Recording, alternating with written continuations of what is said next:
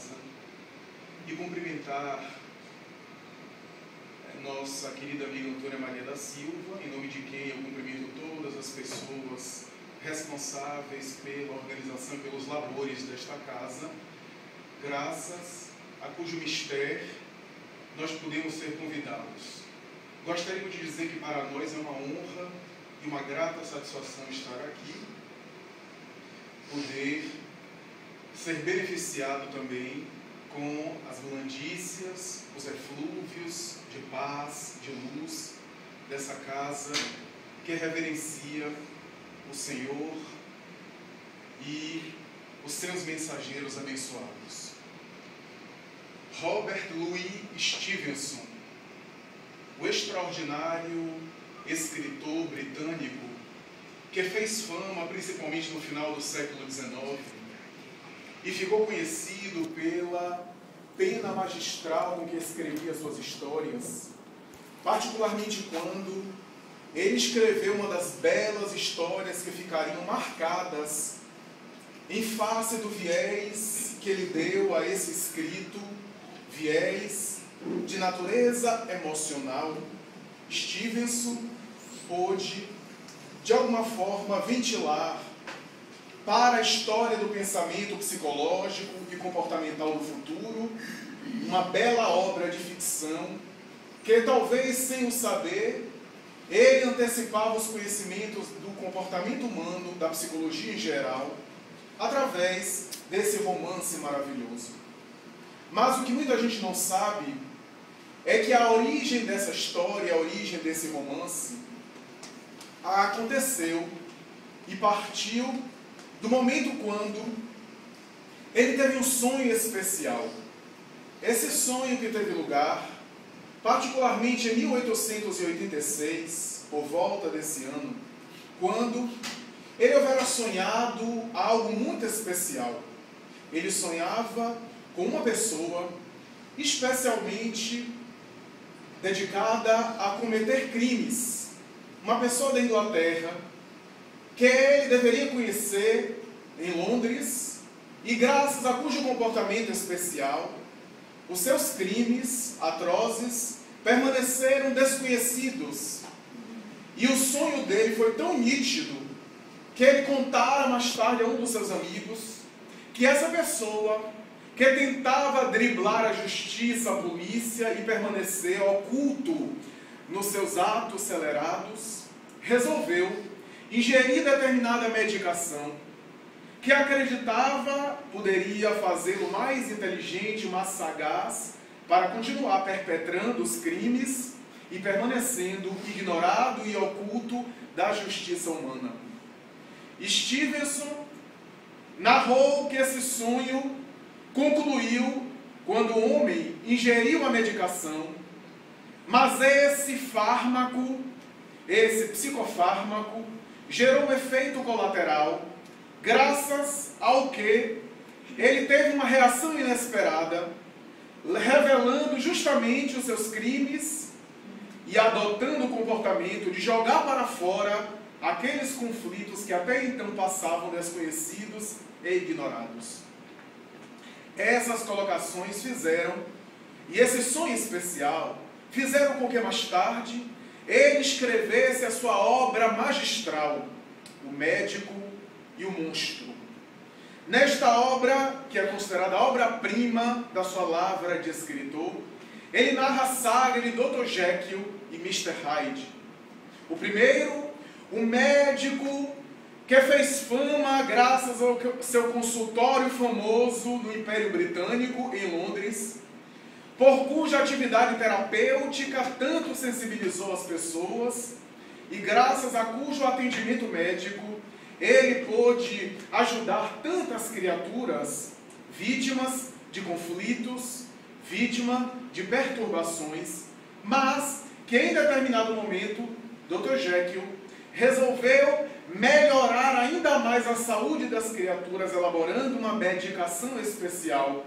Medicação essa que ele acreditava poder colaborar para amenizar os conflitos psiquiátricos, os tormentos da emoção, os distúrbios de comportamento da criatura. Não obstante, a sua cobaia, que era um idoso que havia se oferecido voluntariamente para a pesquisa daquela medicação, como utilização teste, morreu antes do experimento.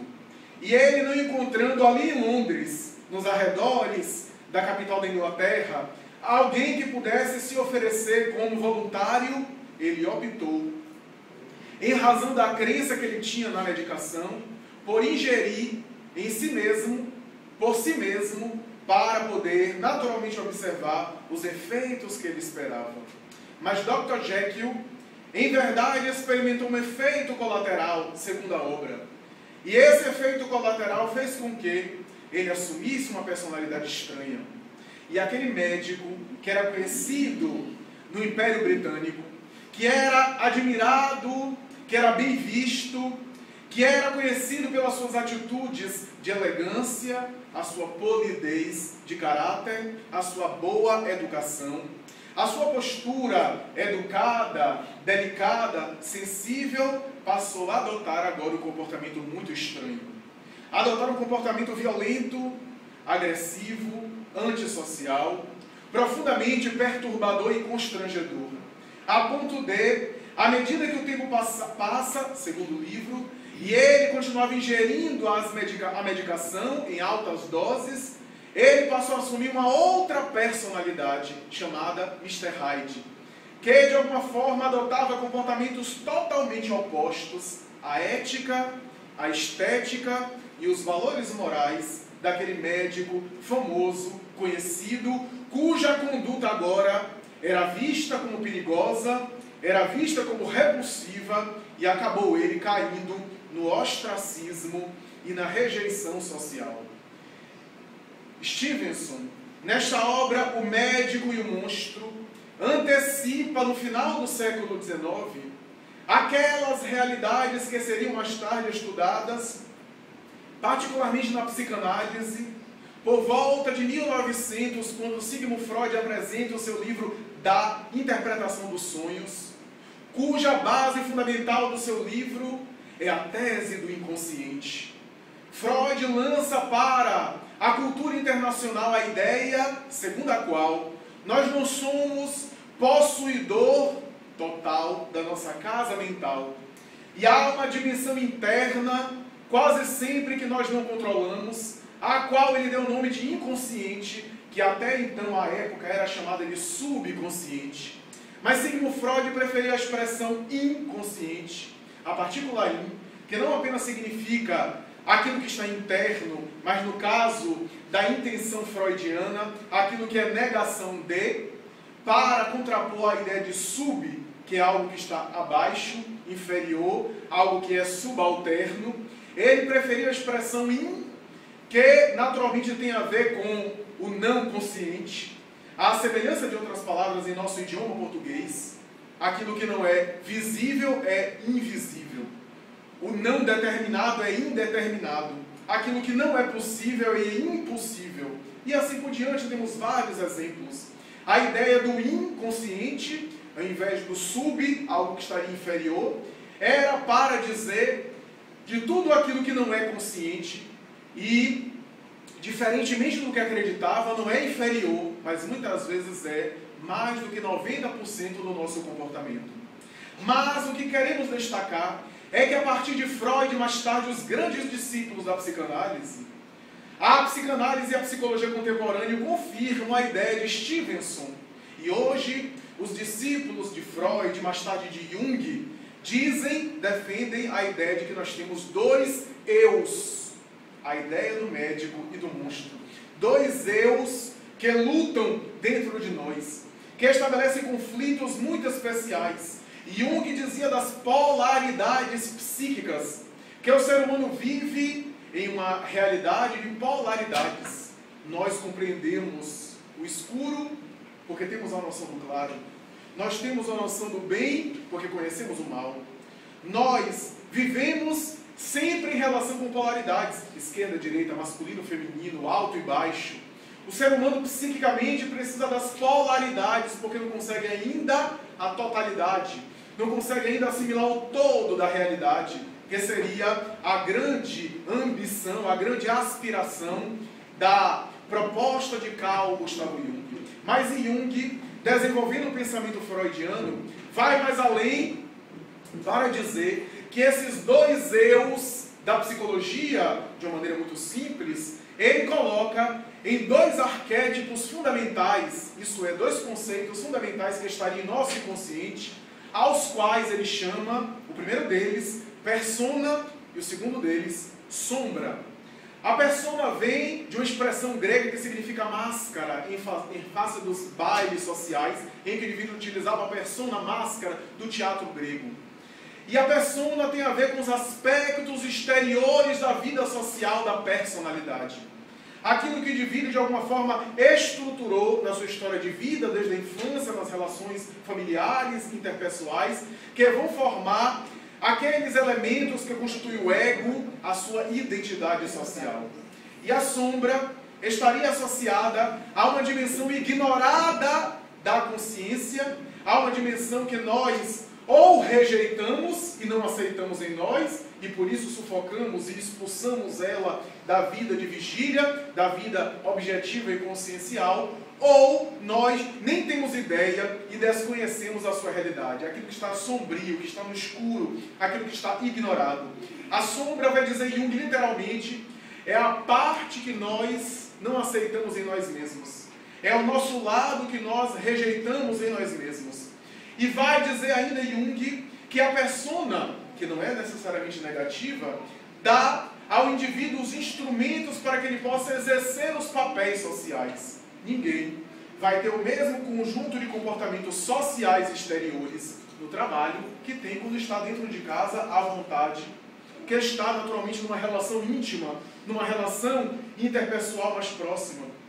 Ninguém vai ter a mesma postura social e comportamental que tem na intimidade, que tem, por exemplo, no serviço formal, numa cerimônia e assim por diante. São os papéis sociais que nós utilizamos, que não são negativos. A grande problemática é que às vezes o indivíduo se fixa e se cristaliza tanto em determinados papéis sociais, que fica limitado e acredita-se que é só aquilo, limitando a sua vida psíquica, a sua totalidade, porque aquilo é uma fragmentação. Aquilo é apenas uma parcela da sua personalidade. É essa a ideia da pessoa que se acha apenas aquele trabalhador de determinada empresa e quando se aposenta deprime. Ou aquele que acha que a sua vida é apenas a atividade laboral que desempenha. É aquele que está tão fixo no seu papel social que naturalmente assume uma identidade e acredita-se que é apenas aquilo. Graças aos nossos elementos do ego, é a pessoa que assume um cargo público de grande destaque e se cristaliza de tal forma que acredita que é apenas aquilo. Não, ele está naquela posição temporariamente, mas ele não é totalmente aquilo. Ele transitoriamente passa por aquela situação. Então a pessoa não é negativa. Jung vai dizer, no entanto, que a sombra, que é a dimensão rejeitada, está para o inconsciente e para a vida interior e psíquica da criatura, da mesma forma que a persona está para a vida social. Enquanto um é uma dimensão para a vida exterior, o outro é uma dimensão para a vida psíquica, simbólica, interior que a criatura possui. Viver fixo na sombra é se alienar da vida social e viver uma realidade apenas abstrata, metafísica. Mas viver apenas uma vida de persona, uma vida fixada ou centralizada na dimensão da persona, é cristalizar-se e empobrecer a vida apenas em aspectos exteriores e sociais e perder muito da nossa riqueza interior.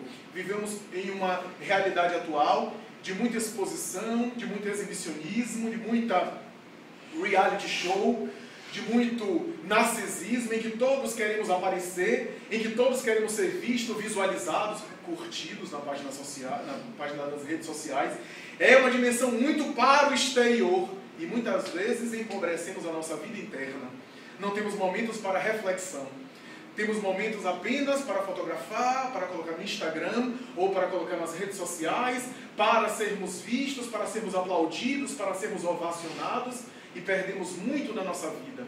Mas Jung vai dizer que na tradição histórica antiga, esse conflito entre a sombra e a persona sempre existiu. Esses conflitos que estabelecem a realidade dos dois eus em nós. A ponto de, na mitologia, que revela muito das nossas questões inconscientes, na tradição da religião, está presente a ideia do bem e do mal em constante luta, que os mitólogos hoje afirmam que não são lutas exteriores, é um combate que acontece na intimidade da criatura. Na tradição religiosa, a luta do anjo com o demônio, a luta de Deus com Satanás, que aliás a palavra Satanás vem de Shatan, em hebraico, que significa tentação. A tentação que existe dentro de nós. Então essa luta que estabelece que na própria tradição bíblica está na figura mitológica de Caim e Abel, que segundo alguns especialistas da leitura bíblica, principalmente da Bíblia hebraica, possivelmente não eram duas criaturas, dois irmãos, era uma só criatura.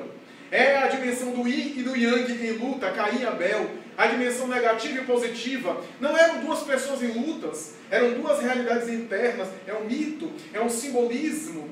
A ponto de mais tarde, na Idade Média, nós temos também a expressão simbólica do céu e do inferno, que aliás é antiga. Nós temos na Grécia o Hades, os locais de sofrimento, e os campos elíseos, as geenas infernais da cultura hebraica, e também o local do paraíso de Yahvé, do Senhor Elohim.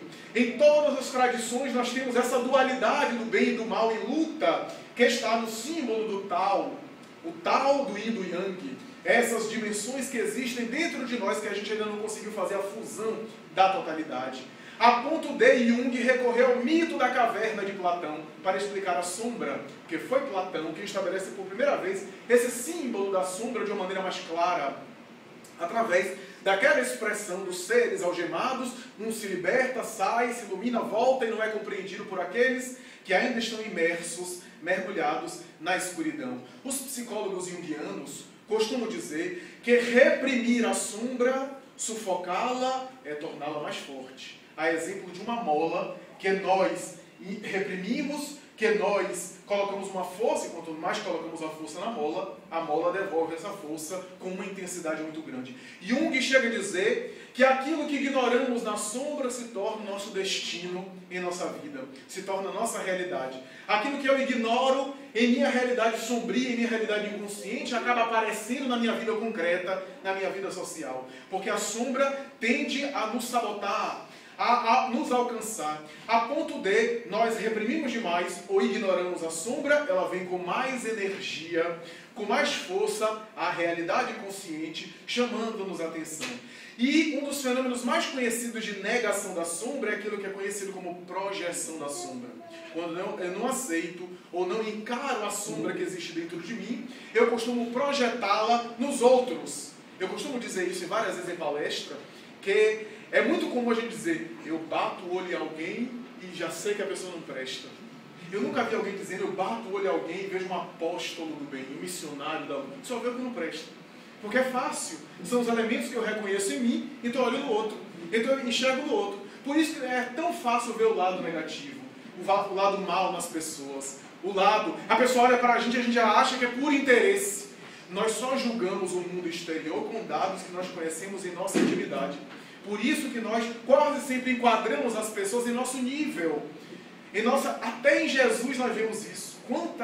Quantos escritos sobre o Cristo, colocando o Cristo como se fosse alguém com os nossos conflitos, com as nossas paixões, porque como não conseguimos compreendê-lo, queremos reduzi-lo às nossas pequenezes, às nossas mesquinhezas, às nossas paixões.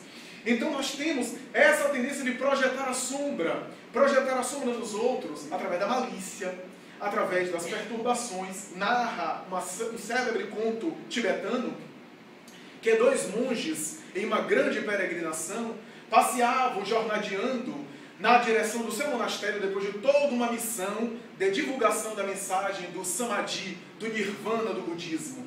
E depois de voltar na direção do seu monastério, porque eram monges enclausurados, passando por uma vila e ultrapassando o rio, encontram uma mulher que se acerca e diz, eu não sei nadar nesse rio, me ajudem a passar.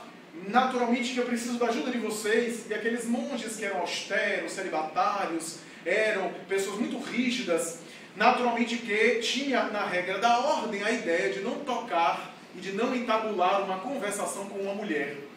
E um dos monges olha de uma maneira muito capciosa e não responde. E o outro diz assim, pois não, eu ajudarei a senhora a passar, etc., que era a senhorita, e segurou a mulher e foi lá ajudando a passá-la, segurando-lhe as mãos, etc., e colocou-lhe na outra borda do rio, e o outro monge, calado, ficou, permaneceu, e durante o trajeto, quando estavam próximos a chegar no monastério, esse monge disse, então, para o seu colega, estou chegando no monastério com você.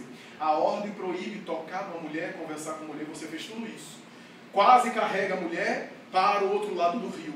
Eu sou obrigado a denunciá-lo para os nossos superiores. E o outro monge disse assim, pode fazê-lo. Eu carreguei a mulher e deixei lá. Você está carregando essa mulher até hoje na sua cabeça. 3 dias depois da nossa peregrinação. A malícia. Ele julgou o outro de acordo com a sua pequenez, o seu parâmetro. Ele era que ele tinha malícia. Ele carregou a mulher, talvez nem pensasse nada, não tinha nenhuma conotação sexual. Mas é o outro que ficou nessa perturbação. Nós somos assim, na projeção da sombra. Daí porque nós nos apaixonamos e brigamos tanto. As paixões políticas, por exemplo, e assim por diante. Tudo aquilo que nos incomoda muito, que a gente critica muito, que a gente se envolve muito, é algo sombrio. É óbvio que se eu analiso uma coisa, está na minha capacidade de discernimento eu analisar e ver o erro, ver algo que não é saudável, analisar algo negativo. Está em nós, é a nossa capacidade. Mas se eu me envolvo emocionalmente e aquilo me incomoda, é uma encrenca que a gente tem em nossa intimidade. Como se diz no meio de psicologia, né? Bateu, doeu, leva que é teu. É que vale dizer que se alguém, mesmo se alguém nos fala de maneira grosseira, nos agride de maneira grosseira, ele não deveria. Não deveria. Mas se você ficou afetado ou afetado com aquilo, você tem alguma coisa a trabalhar em relação àquilo. Não estou concordando com a falta de educação, com a grosseria do outro.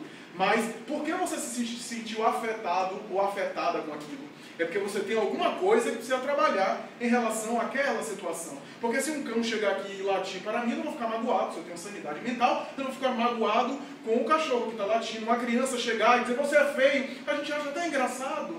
Então, mas por que nós às vezes valorizamos tanto? Porque quase sempre não temos o autoconhecimento, não temos o valor. E os psicólogos indianos dizem que a sombra tem uma dimensão dourada, que é mais suave, que é a ignorância, que facilmente é iluminada pela informação. E temos uma outra sombra, que não é a dourada, porque a dourada é fácil, é só esclarecimento, é a falta de conhecimento. Mas a sombra densa, a sombra mais profunda, que tem a ver com os nossos interesses egóicos, com aquilo que a gente não está disposto em mudar, que no fundo a gente fala uma coisa para os 2 eus. A gente fala uma coisa como eu gostaria, e no fundo gostaria de ficar naquela situação. Se compraz naquela situação. Até um trecho no livro dos Espíritos que os Espíritos falam isso. Há muito desejo que são só dos lábios, mas no fundo o Espírito se sintoniza e se identifica com aqueles hábitos, se compraz, porque crede, quem quer supera as suas próprias deficiências. Quem realmente deseja consegue superar as próprias paixões. E um que vai falar do processo de individuação, que trocando em miúdos, na doutrina espírita, é o processo de autoconhecimento. Que a Joana de Ângeles vai dizer em autodescobrimento, todo autodescobrimento é um parto doloroso. O parto, pelo menos na tradição geral, hoje quase não causa dor, mas o parto, de uma maneira geral, na tradição ancestral, causava dor, as contrações na parturiente, na gestante, mas proporcionava também uma grande alegria, um prazer, que é do nascimento, de oferecer vida.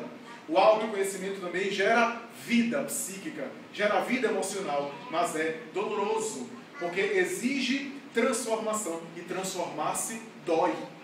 Mudar aqueles hábitos antigos com os quais a gente se sintoniza, a gente se compraz, é algo que exige esforço. Superar o orgulho, a vaidade pessoal, os melindres, é algo muito difícil, que tem a ver com essa diluição da sombra. Diz o Espírito Joana de Ângeles, nem sufocar a sombra, nem alimentar e vitalizar a sombra. E aí eu me lembro do Espírito André Luiz na obra Sinal Verde, se não me falha a memória, quando ele vai dizer, não grite contra a escuridão, acenda uma luz. É que vale dizer que nós não vamos lutar no sentido de nos violentar em relação àquelas questões que nós devemos trabalhar, mas devemos desenvolver o lado positivo. porque o lado positivo é que vai eliminar e diluir o lado negativo. Ao invés de ficar brigando com as tentações que nós carregamos, é necessário desenvolver a virtude oposta àquele vício. Exercitar-se a ponto de lentamente gerar a calma, a tranquilidade. Tudo isso para dizer, meus amigos, que um dos arquétipos mais importantes da psicologia junguiana é o arquétipo da sombra, mas poderíamos dizer que é também o arquétipo da luz, porque a sombra não tem existência real. Aliás, até no campo da física material, a sombra, do ponto de vista físico, não é algo concreto, senão a ausência de claridade. É a luz que tem existência real. A ausência dela é que causa treva, que causa escuridão. A física moderna chega a dizer o seguinte, que tudo na matéria, tudo no campo material, foi gerado ou saiu de luz.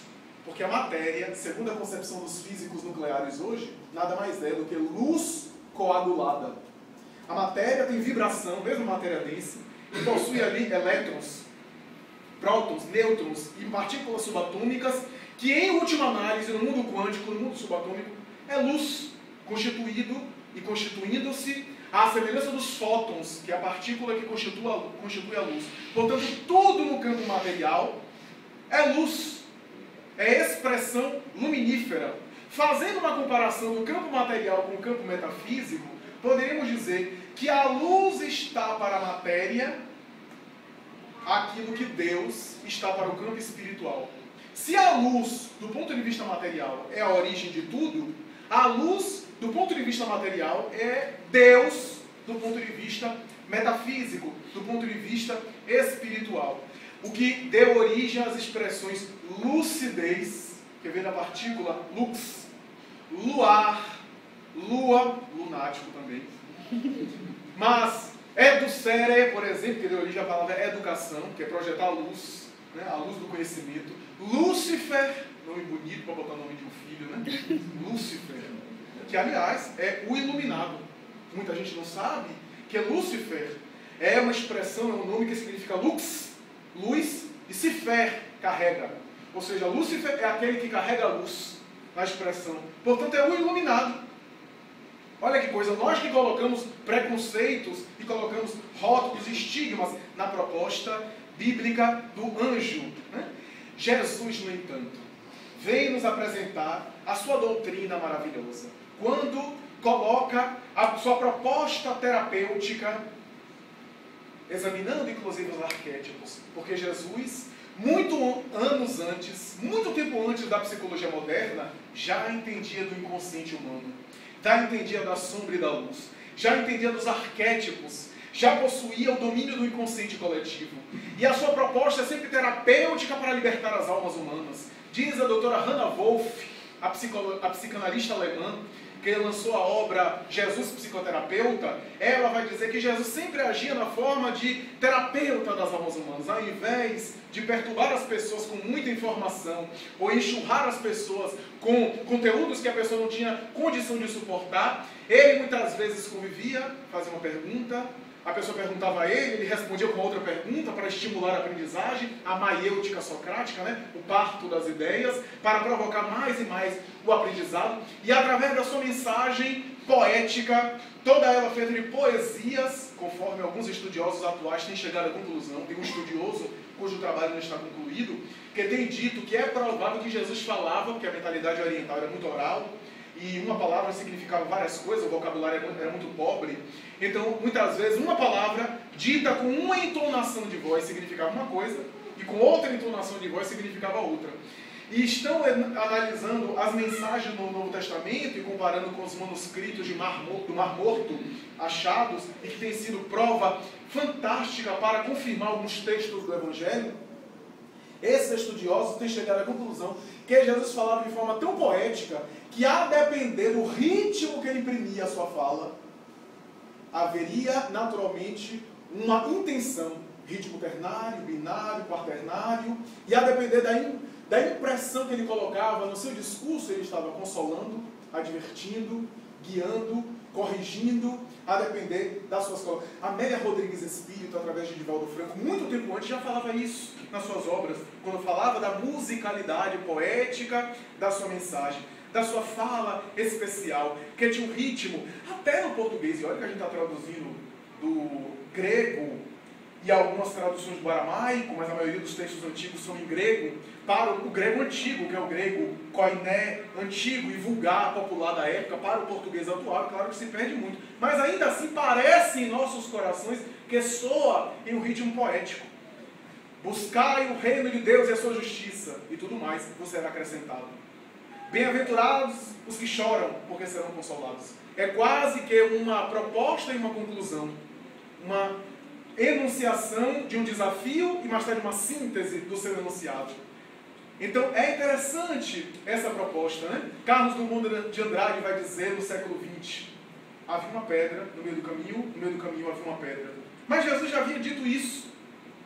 Os últimos serão os primeiros, e os primeiros serão os últimos. Porque todo aquele que se eleva será rebaixado, e todo aquele que se rebaixa será elevado. É uma poesia que, através desse ciclo que se repete, não apenas enfatiza o que ele quis dizer, mas também deixa gravado na memória popular, através da sua pedagogia extraordinária. Ele fazia poesias em trocadilhos. Por exemplo, no célebre diálogo de Jesus com Nicodemos, João capítulo 3, versículo de 1 a 12, quando ele fala sobre a reencarnação, que Nicodemos fica embaraçado, e ele fala, não te espantes, que eu te falo do nascer de novo, porque o Espírito sopra aonde quer. Se a gente for pegar literalmente o texto grego antigo, a palavra espírito vem da expressão pneuma, em grego. A expressão pneuma é uma expressão que tanto significa vento, e significava na Grécia, vento, como significa espírito. Daí Adão é o sopro de Deus no barro da terra. Pneuma, utilizado na Gênesis, né? Soprou e fez Adão. A ideia de que o espírito é um sopro divino, né? Que vivifica a matéria. Era essa a ideia da cultura hebraica. Então, quando a gente pega, por exemplo, a ideia do pneuma colocado nesse texto de João, parece, a princípio, que a tradução foi feita errada. Porque espírito não sopra. O que sopra é vento. Então, quando Jesus diz, o Espírito sopra onde quer, literalmente deveria ser traduzido para o vento sopra onde quer. Mas será que Jesus queria dizer o vento sopra onde quer?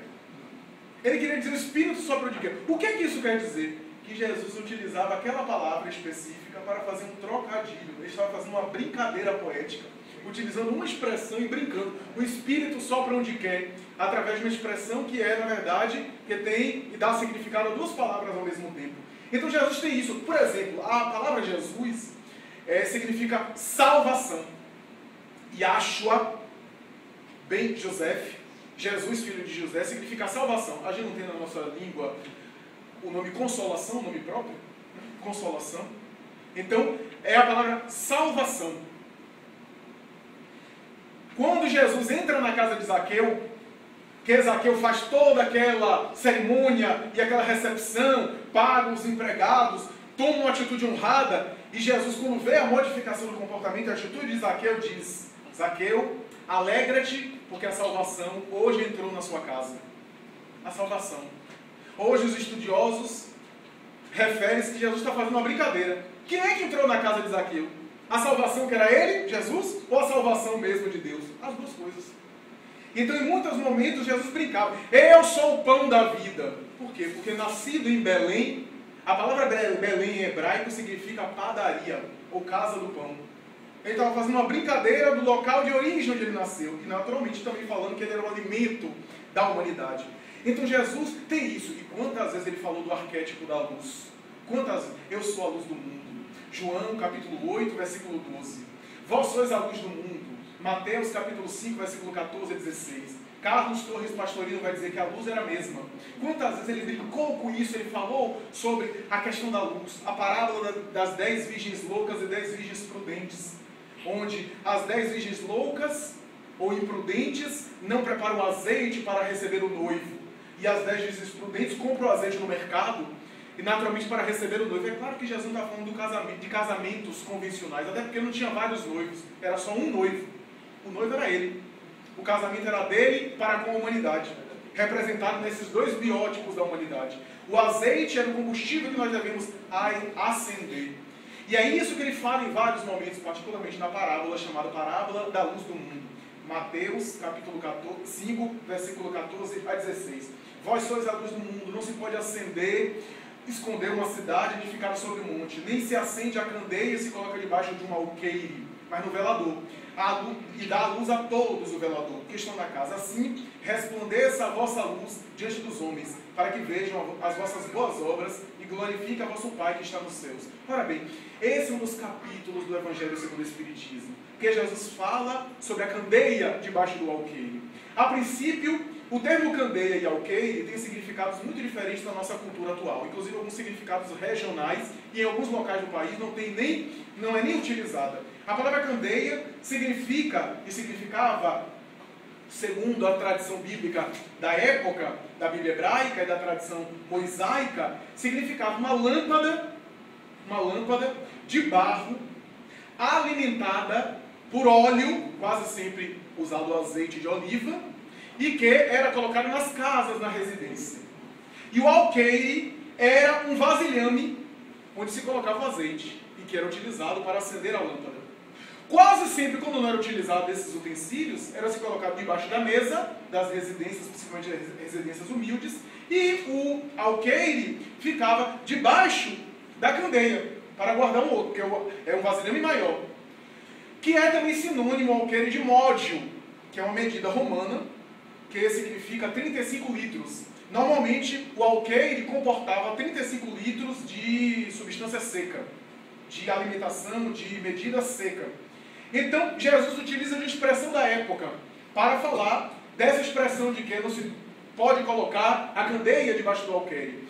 A Bíblia, ou a tradução bíblica ecumênica, diz que nas residências da época era muito comum se ter apenas um cômodo, principalmente as residências de hebreus e de judeus simples, humildes. Então, quando ele diz da candeia iluminar todos na casa, ele está falando de uma fraternidade, de uma convivência, de um laço. Mas não apenas isso. A teologia tradicional sempre entende essa passagem como sendo a ideia de pregar o Evangelho. Não se pode colocar a candeia debaixo do alqueire, tem que se pregar. E às vezes se utilizou esse trecho evangélico com excessos e com paixões religiosas, de impor, de violentar a consciência alheia, de ser intolerante com a crença alheia, que não era essa a proposta de Jesus. Kardec se utiliza da interpretação tradicional da teologia para falar da difusão da mensagem, mas ele é de uma beleza. Ele começa o texto do Evangelho dizendo assim: parece estranho Jesus sugerir que se deve colocar a luz visível para todo mundo, quando ele próprio muitas vezes ocultou algumas coisas e falou muitas vezes por parábolas, porque a humanidade não tinha condição de compreender. E aí Kardec vai desenvolvendo isso. Há um texto que ele fala por que Jesus falava por parábolas. E ele explica por quê. Porque as pessoas muitas vezes não entenderiam de maneira direta, frontal, embora aos seus discípulos ele falasse de uma forma mais direta. Tanto é que há um diálogo que os discípulos perguntam, e ele fala: mas a vós foi dado conhecer o reino de Deus. É que vai dizer, vocês têm condição de entender mais. Até porque vocês serão os agentes multiplicadores da minha mensagem quando eu não mais estiver entre vocês. Mas as pessoas, a massa popular, se eu falar tudo, vai perturbar mais do que gerar aprendizado. Então ele falava o básico, ensinava o básico como um grande pedagogo e mestre, gerava e estimulava as dúvidas para que as pessoas buscassem e despertassem a consciência. As parábolas tinham o máximo, porque tinha ensinamento básico geral, a caridade, o perdão, a humildade, o amor, que era o essencial da sua doutrina. Isso todos entendiam, deixando algumas coisas para o futuro. Mas Kardec vai dizer que mesmo a divindade envia a verdade paulatinamente para nós. Deus não revela a verdade sobre nós e sobre a vida de um momento para o outro, porque a gente não suportaria. A gente não teria condição. Vitor Hugo, através de Divaldo Franco, vai dizer que a verdade é um grande espelho que foi atirado à terra e se caiu em vários pedaços. Cada pessoa cai num pedaço, achando que tem o espelho todo, e quer impor ao outro, achando que o outro também não tem o seu pedaço, que atende aos diferentes níveis de consciência. Mas o espelho todo a gente ainda não tem ainda, porque a verdade absoluta que é Deus. Então, essa ideia é muito interessante. Emmanuel vai dizer que a verdade é como se fosse um diamante. Quem é que não quer o brilhante? Mas atire o brilhante na face de alguém, dói. A verdade é a luz, mas alguém que está na escuridão e recebe a luz direto dói os olhos, ofusca a vista. Então a verdade precisa ser naturalmente dosada através da mensagem dele. Há um caso muito conhecido no movimento espírita, Zé Aribó, o famoso médium que tanto sensibilizou a cultura, com seus fenômenos de cura, um dia recebeu um empresário de São Paulo para recorrer às suas cirurgias. O empresário tinha uma doença muito séria e recorreu-lhe aos préstimos. E o Dr. Fritz, que se comunicava por intermédio de Arigó, era um espírito muito dedicado ao bem, muito dedicado aos processos de cura, mas não era um espírito transcendental, era um espírito ainda ligado à psicosfera da Terra. Hoje se sabe que ele teria sido um médico da Alemanha da Primeira Guerra Mundial, que cometeu muitas atrocidades, e o enfermeiro dele era o próprio Arigó, que estava encarnado na época. O enfermeiro voltou como médium, e o médico ficou no mundo espiritual reparando as dívidas, utilizando o seu médium. E o próprio Fritz dizia, às vezes, em transe, porque ele era muito, às vezes, forte, o temperamento era muito forte, ele dizia, às vezes, às pessoas que iam consultá-lo: ó, se vocês quiserem um santo, vão ao Uberaba buscar Chico Xavier, porque comigo aqui é no palco. Eram as expressões dele. Ele era muito assim, utilizava a linguagem muito popular. E um dia um empresário pressionou tanto Fritz, incorporado em Arigó, e Fritz tentando dizer: não, consulte os médicos, continue o tratamento, nós não vamos fazer cirurgia espiritual, o seu caso precisa do atendimento médico. E o homem pressionou tanto, dizendo: eu quero saber se eu vou morrer ou não, se eu vou continuar vivo ou não, se essa doença vai me levar à morte, que o Dr. Fritz, o espírito, se irritou e disse: você não tem 6 meses de vida. O homem não suportou essa informação, chegou em São Paulo e se atirou de um prédio do 12º andar, suicidou-se. Então, vejam que a verdade tem que ser dosada. A gente não pode ser o campeão da verdade. Que verdade? Para sair daí esbofeteando o outro. Chico Xavier costumava dizer: eu prefiro uma mentira que me faça evoluir do que a verdade que me destrua. Porque que verdade é essa? Porque eu vejo muita gente dizer assim: eu sou verdadeiro, eu falo a verdade, só não gosta de ouvir verdades. E quando ouve, parte para a violência. Né? Essas pessoas muito verdadeiras, às vezes, psicologicamente, estão fugindo de si mesmas. Há que se ter muito cuidado nessa dose da verdade, porque nem nós temos condição de suportar tudo. O esquecimento do passado, o bloqueio das encarnações, aquilo que o mundo espiritual tem informação sobre nós, eles não nos revelam totalmente, porque a gente não suportaria tudo. Mas Emmanuel vai contribuir ainda mais com a interpretação que Kardec dá, porque Kardec centra-se na interpretação teológica convencional para falar que Jesus queria dizer da difusão da sua doutrina, mas não da violência. Queria dizer que aqueles que se encontram interessados, que a gente deve divulgar, que a gente não deve ter a covardia de esconder a doutrina apenas para nós. É verdade, mas Emmanuel vai dizer que o ensinamento é muito mais profundo. Vai dizer Emmanuel que o azeite significa combustível, e sem o azeite a lâmpada não pega. Qual é o combustível? O combustível da luz própria, que a gente acende, que a gente liga, que a gente clareia dentro de nós. E a luz própria é a reforma moral, é a mudança de comportamento, é o trabalho para analisar corajosamente as próprias imperfeições e para treinar a superação dos nossos vícios, porque essa irradiação será a propaganda, a difusão dessa luz. Quando nós acendemos o azeite interior, e a iluminação própria é intransferível, ninguém vai poder se iluminar por a gente. Ninguém vai poder fazer o trabalho evolutivo por nós. A gente pode frequentar, recorrer ao padre, ao pastor evangélico, ao médium espírita, ao pai de santo. Podemos fazer tudo, recorrer a essas pessoas, mas ninguém pode dar luz ao outro. Por isso a parábola das 10 virgens loucas e 10 virgens prudentes, que conclui justamente isso. As que não tinham azeite foram pedir as que tinham, mas elas não podiam dar.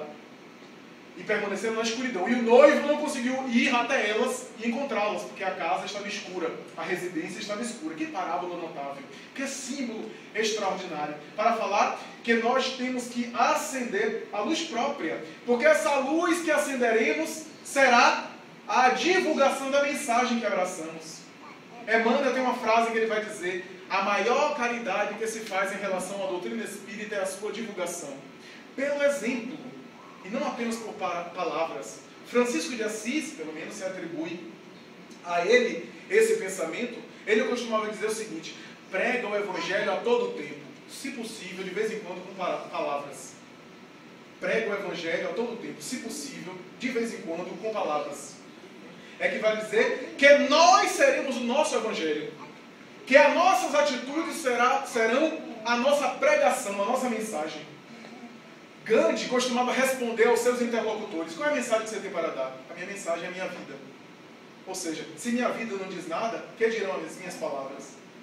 Se a minha vida de anos de renúncia, de não violência, de dedicação, de exemplificação pública, que as pessoas viam Gandhi exemplificar publicamente, ele não era hipócrita, que tinha duas vidas, uma vida pública e uma vida particular, escusa. Não, todo mundo via a sua conduta pacífica, a sua não violência. Então, se a sua vida não dizia nada, que diriam suas palavras? Aliás, é uma história muito bonita dele, quando uma senhora pediu a sua ajuda para que o seu filho parasse de comer tanto açúcar. Essa história é conhecida, né? Circula até na internet. E ele olha para o menino e diz, me procura, volte aqui na próxima semana. E depois da próxima semana, ele voltou, e Gandhi olhou para o menino e disse, menino, não coma açúcar. E a mãe disse, mas você esperou uma semana só para dizer isso? Porque eu não disse na semana passada, porque na semana passada eu comia açúcar. Então eu passei toda semana sem comer açúcar, agora para dizer a ele, não coma açúcar. Então quer dizer, é esse, porque a nossa mensagem terá um sabor de verdade, de profundidade muito maior, quando nós temos a exemplificação. Do contrário, soa artificial. Vai soar naturalmente pálido.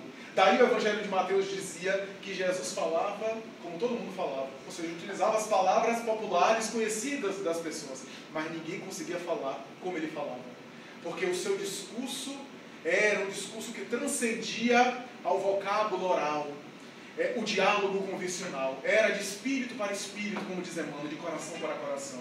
Então a melhor propaganda em relação à mensagem filosófica e espiritual que nós temos é o nosso exemplo, é a nossa conduta, que fará de nós luz, que brilhe a vossa luz diante dos homens. Quando Jesus fala isso, não é a ostentação, o exibicionismo, porque em outro momento ele vai falar que a vossa mão direita não sabe, que a vossa mão esquerda não sabe o que a vossa mão direita faz. Não é o exibicionismo daquilo que eu faço. É que brilhe a vossa luz, que você tenha a coragem de dar o exemplo, que você tenha a coragem de reagir de maneira positiva no momento da prova, no momento do testemunho, no momento do desafio. Quantas vezes a gente se prepara anos para aquele momento especial e às vezes a gente reage mal, porque não se preparou convencionalmente, porque a gente não teve vida interior, porque a gente teve vida exterior. Aí no momento de uma agressão a gente reage mal, a gente não sabe ter o controle da paz, a gente não sabe reagir bem. Por quê? Porque a gente não refletiu. E às vezes, ai meu Deus, eu não imaginava que ia reagir dessa forma, porque a gente não se conhece, não faz esse trabalho de conhecer as próprias reações nervosas, saber os nossos limites, até onde a gente vai. Joana de Ângeles costuma dizer, nós somos lucigênitos, da luz gerados. E se somos gerados pela luz, somos luz também. Daí Jesus, vós sois a luz do mundo, eu sou a luz do mundo. A luz era a mesma.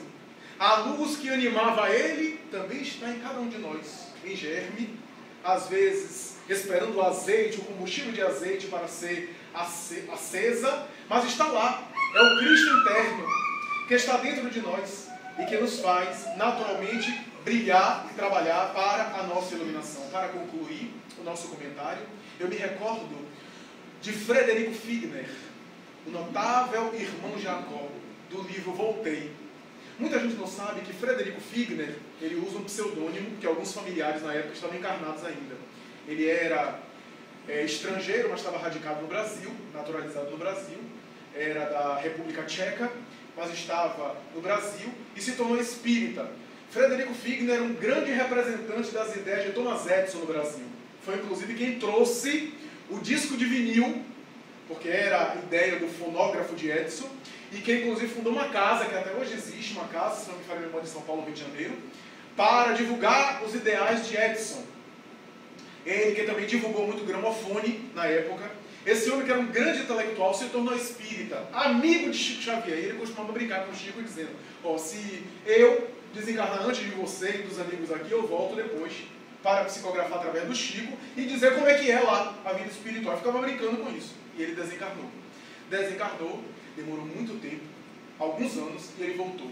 E quando ele volta, ele começa dizendo, meus amigos, peço perdão pela demora, mas vocês não sabem a dificuldade que existe aqui, quantos obstáculos nós, os espíritos, temos que transpor para conseguir canalizar o nosso pensamento e o médium filtrar o nosso pensamento de maneira fiel.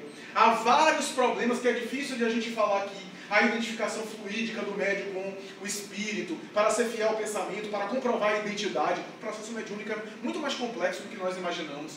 E eu, naturalmente, agora venho dar o meu depoimento e falo na obra. E ele diz algo na obra que a nós espíritas é algo muito importante. Ele diz o seguinte: ele foi um grande trabalhador, um grande palestrante espírita. Foi uma pessoa que fez uma atividade social, fundou casas, fundou atividades, obras sociais. E ele chegou no mundo espiritual e teve uma grande frustração. Não que ele não fosse recebido bem, ele foi recepcionado bem. O Dr. Bezerra de Menezes, inclusive, recepcionou. Uma filha sua que havia desencarnado cedo veio receber, mas ele teve dificuldades de se libertar da matéria. Teve algumas angústias no sepultamento dele. Ele viu o próprio corpo, entrou em pavor quando estava sepultando. Ele teve alguma dificuldade de se desligar dos últimos laços ao cadáver. E ele vai relatar na obra por quê. Ele vai dizer que ele fez muito exteriormente, mas esqueceu um pouco do mundo interior. A impaciência, a irritabilidade, a intolerância, o temperamento forte. Isso prejudicou ele no momento do desligamento. Isso é uma grande mensagem de advertência para nós. Porque ele, como espírita, fez atividades sociais exteriores muito grandes, mas ele esqueceu do mundo interior. E um dos momentos culminantes da obra é quando ele encontra sua filha Marta e ele vê uma senhora católica que também estava sendo recepcionada por aquela equipe espiritual que estava orando com uma irradiação de luz, que ele olha para a senhora e ele confessa que ele fica com inveja daquela luz que irradiava daquela senhora, e ele não tinha. E a filha Marta olha para ele, porque lá o negócio é assim, né? Irradia, a gente percebe a gente identifica uns. Aqui a gente olha para a pessoa, está sorrindo e por dentro, eu queria te matar, né? Está em outra realidade. Aqui a gente esconde, a gente tem outras emoções, mas no mundo espiritual a gente irradia aquilo que a gente é, e é visível, né? É o nosso DNA, a nossa atmosfera psíquica. E ele irradiou e a filha Marta percebeu, balançou a cabeça, e aí até que chegou um espírito obsessor que foi doutrinado por ele na Federação Espírita Brasileira, que ele dialogou tanto com o espírito veio recebendo, e olhou para ele e disse: irmão Jacó, cadê a tua luz própria? E ele narra isso no livro, ficando profundamente embaraçado. O que é que vale dizer? Que é necessário também acender a luz, retirá-la debaixo do alqueire, colocar o velador, para que nós possamos exemplificá-la, dar a nossa contribuição, não como forma de exibicionismo, mas evitar a timidez e a covardia da omissão dos bons, que às vezes evitam atuar na sociedade para colaborar em prol de uma sociedade mais feliz, uma sociedade mais abençoada. Então, meus amigos, é uma bênção estar aqui nessa casa. Agradecemos de maneira sincera e repetimos o que José Silveira Horta declamou através de Chico Xavier quando exclama em uma das suas obras: Senhor, louvado seja, Senhor, na glória do lar celeste, pelo bem que nos trouxestes no Evangelho Redentor, na tarefa renovada que o teu olhar nos consente. De espírito reverente clamamos pelo teu amor, pobres cegos que fugimos da luz que nos enleva. Nossa oração rompe a treva, escuta-nos, mestre, e vem corrigir nosso passo na estrada corrigida, sustenta a nossa vida na luta do eterno bem. Dá-nos, Jesus, tua bênção, bênção que conforta e levanta, para que a tua doutrina santa vibra e pura e vive em nós. Faze, Jesus, de nós todos, na caminhada incessante, a todo momento e a cada instante, possamos ouvir-te a voz. Ampara-nos na esperança, socorre-nos a pobreza, liberta a nossa alma presa do erro e da imperfeição. Mestre excelso da verdade, em todo momento e a cada parte, ajuda-nos a guardar-te no templo do coração. Muita paz.